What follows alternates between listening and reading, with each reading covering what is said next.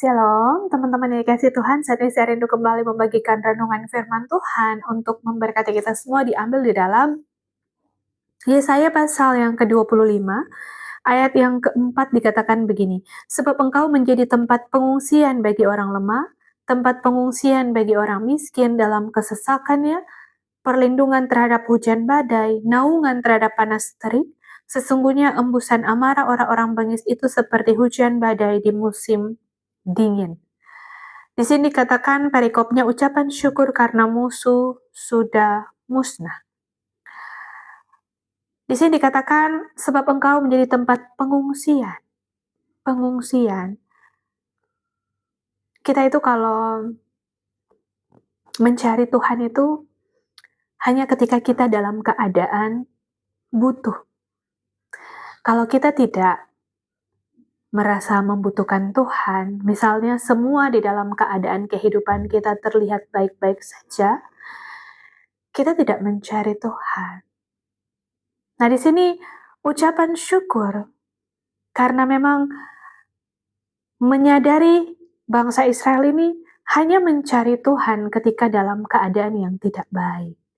Kehidupan bangsa Israel ini mencerminkan kehidupan kita di zaman sekarang. Tuhan itu hanya sebagai tempat pengungsian. Kenapa Tuhan itu tidak kita jadikan tempat pertama di dalam hidup kita? Di dalam setiap musim kehidupan kita, baik dalam keadaan baik maupun dalam keadaan tidak baik. Jadikan Tuhan tempat pertama untuk kita selalu datang mengucap syukur ketika Tuhan memberi yang terbaik, dan ketika ada hal-hal yang tidak baik pun terjadi, kita pun akan terus belajar mengucap syukur. Dikatakan juga tempat pengungsian bagi orang miskin dalam kesesakannya. Ini bukan hanya miskin secara materi, tapi miskin secara kerohanian. Mungkin hanya mencari Tuhan ketika di dalam kesesakan. Jadi Tuhan itu tempat ketika tidak ada tempat lagi, baru kita mengungsi, mencari tempat yang aman. Tapi Tuhan menerima, ya, Dia Allah yang menerima kita. Ketika benar-benar kita mencari Dia. Tapi ketika Dia memulihkan keadaan kita, maukah kita menjadikan Dia tempat pertama di dalam hidup kita? Bukan hanya menjadi tempat pengungsian. Ketika butuh baru mencari Dia. Tapi jadikanlah Dia tempat pertama di dalam kehidupan kita. Jadikan Dia tempat yang selalu kita datang di dalam setiap keadaan kehidupan kita. Tempat kita bercerita, tempat kita bersuka cita. Bagaimana kalau kita menjadi Tuhan?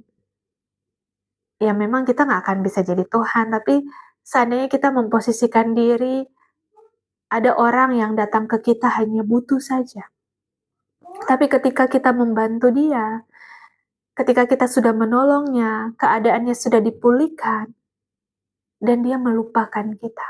Bagaimana perasaan kita sebagai seorang manusia? Pasti sedih. Kok dia kacang lupa kulit? Sama seperti kita.